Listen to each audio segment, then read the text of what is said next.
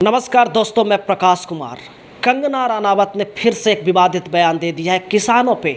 मंडी की सांसद कंगना रनावत, जो कि बीजेपी से इस बार ही उन्हें टिकट मिला और इस बार ही पहली बार वो सांसद बनकर संसद में पहुंची है, फिर से उन्होंने एक विवादित बयान दे दिया है। लगातार वो विवादित बयान देने के लिए जाती है, उटपटांग अनर्गल कुछ भी बोलती रहती हैं। फिर से एक अनर्गल बात उन्होंने बोली है। वो दरअसल ऐसा लगता है कि नरेंद्र मोदी की सरकार ने और बीजेपी ने कंगना रनावत को रखा ही इसीलिए है कि कुछ अनर्गल बयान देती रहे और माहौल बनाती रहे। कंगना ने इस बार ये कहा है कि जो किसान आंदोलन हुआ था वहाँ पे रेप होता था और मर्डर होता था। रेप और मर्डर हुए हैं उस किसान आंदोलन में। वो बड़ा आरोप कंगना रनावत लगा रही हैं। आपने कब सुना कि किसान आंदोलन इसलिए किया गया ताकि वहाँ रेप हो सके और मर्डर हो सके?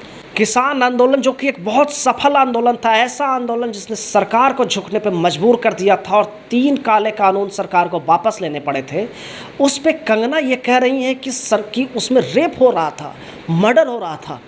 कंगना का ये बयान बिल्कुल ही दुर्भावना से ग्रसित है।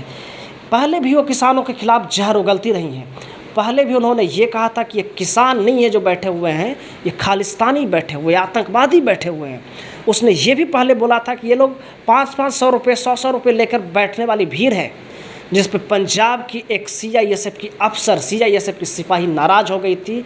और जब वो पंजाब में एयरपोर्ट से निकल रही थी तो उस महिला सिपाही ने तमाचा मार दिया था कंगना रनावत को, सिर्फ इसीलिए क्योंकि वो नाराज़ थी। उस महिला सिपाही ने भी कहा था कि उस किसान आंदोलन में मेरी माँ बैठी हुई थी और ये बोल रही थी कि वो 200-200 रुपये वालों की भीड़ है, लोग खालिस्तानी है, आतंकवादी हैं, जो कैसे वे बर्दाश्त कर लेती। तो आप सोचिए कि कंगना रनावत उस इंसिडेंट के बाद भी नहीं संभली हैं। वो नहीं समझ पा रही हैं कि वो क्या बोल रही हैं, जबकि अभी 2 महीने पहले की घटना है, उनके साथ ये हुई है। बावजूद उन्होंने आज एक ऐसा बयान दे दिया कि वहाँ पर रेप हो रहे थे, मर्डर हो रहे थे, ऐसे बयान दे रहे हैं वहाँ पे। उन्होंने फिर ये भी कहा कि नरेंद्र मोदी की सरकार ने 3 कानून वापस ले लिए, नहीं तो उनका इरादा तो बैठे ही रहने का था। और अभी तक बहुत से लोग बैठे हुए हैं जो वो उठना ही नहीं चाहते थे अपने धरने से। वो लगातार वो जाम करके रखना चाहते थे सड़क को, जबकि कंगना को ये पता होना चाहिए कि सड़क को बंद किसने किया। सड़क को दरअसल केंद्र सरकार और राज्य हरियाणा की सरकार ने वहाँ पे सील कर दिया। बड़े बड़े पत्थर लगा दिए गए, कांटे लगा दिए गए कि किसान उसे पार न कर सके। पूरे सड़क पे दीवार बना दी गई। ऐसा इतिहास में पहले कभी नहीं हुआ कि अपने ही देश में अपने ही नागरिकों के लिए सड़क बंद कर दी गई, उस पर दीवार लगा दी गई, कीलें ठोक दी गई उन किसानों के लिए। लेकिन कंगना इसकी बात नहीं करती है। वो कहती है किसान बैठ गए सड़क पे। किसान तो दरअसल दिल्ली आना चाहते थे। कंगना रनावत लगातार उल जलूल बयान दे रही हैं। वो एक सांसद के तौर पे अपनी जिम्मेवारी को समझने के लिए भी तैयार नहीं है और ऐसे बयान दे रही है जिससे कोई भी भड़क सकता है, कोई भी किसान भड़क जाएगा, कोई भी उस धरने में शामिल हुआ आदमी जो उस आंदोलन में शामिल हुआ है, कोई भी भड़क जाएगा कि वो क्या बोल रही हैं। कुछ भी अनर्गल बोले जा रही हैं। लगातार वो ऐसे बयान देने के लिए मशहूर रही हैं। उसी ने, कंगना ने ही पहले ये भी कह दिया था एक बार कि 2014 में ही देश आज़ाद हुआ है।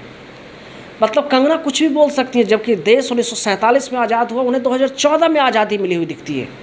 तो कंगना से क्या जानबूझकर ऐसे बयान बीजेपी दिलवा रही है? और ये जो बयान है वो मिस फायर करते हैं। उन्हीं का एक नतीजा हुआ था जो पंजाब एयरपोर्ट की घटना हुई, जब कंगना को तमाचा मार दिया एक वहाँ की जवान ने। तो कंगना रनावत को समझना होगा कि आखिर वो क्या बोल रही हैं। इतना जहर बोने की क्या ज़रूरत है? लगातार वो जहर बो रही है इन मामलों पे, उसकी कोई ज़रूरत नहीं है। वो एक सांसद बन गई हैं, अब तो उन्हें कुछ सलीका सीख लेना चाहिए कि उन्हें क्या बोलना है, क्या नहीं बोलना है। लेकिन लगातार उन हर मुद्दों पे, किसान वाले मुद्दे पे वो लगातार बोल रही हैं और ऐसे कमेंट कर रही हैं जो किसी का भी दिल दुखा जाए, किसी के भी अंदर से चोट दे जाए। क्योंकि उस किसान आंदोलन में रेप नहीं हुआ था, मर्डर नहीं हुआ था, उसके लिए किसान नहीं बैठे थे। उन किसानों का धरना एक सफल आंदोलन था जो कि भारत के इतिहास में लिखा जाएगा। एक सफल आंदोलन उन्होंने किया जिसमें 700 से ज़्यादा किसानों ने अपनी जान दे दी, शहीद हो गए वो इस देश के लिए, उन काले कानूनों के लिए। उनके ऊपर वो ऐसे इल्ज़ाम लगा रही हैं कंगना रनावत जो समझ से परे हैं। वो एक सफल आंदोलन था और उसके लिए उन किसानों को याद किया जाएगा कि वो एक ऐसी सरकार, मजबूत सरकार के खिलाफ बैठे जिसने कभी अपना बिल कोई वापस लिया नहीं था। वहाँ उन्होंने अपने कानून वापस करवाए जो काले कानून लिए गए थे। वो उनके लोकतंत्र में आस्था को दिखाता है और उस लोकतंत्र का सम्मान करने के लिए वहाँ बैठी थी। लेकिन कंगना रनावत शायद लोकतांत्रिक तरीके से जीत ज़रूर गई हैं इसी लोकतंत्र के कारण, लेकिन वो कुछ भी अपनी अभिव्यक्ति की स्वतंत्रता का फ़ायदा लेते हुए कुछ भी बोले जा रही हैं। शायद उन्हें इन चीज़ों से बचना चाहिए जो चीज़ें वो लगातार बोल रही हैं। दोस्तों, आप क्या सोचते हैं, क्या ये कंगना रनावत का बयान गैर ज़रूरी नहीं है?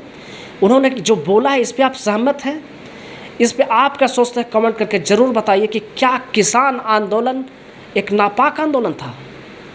आप बताइए इस पे कमेंट करके कि कंगना ने जो बयान दिया है वो कितना सही है।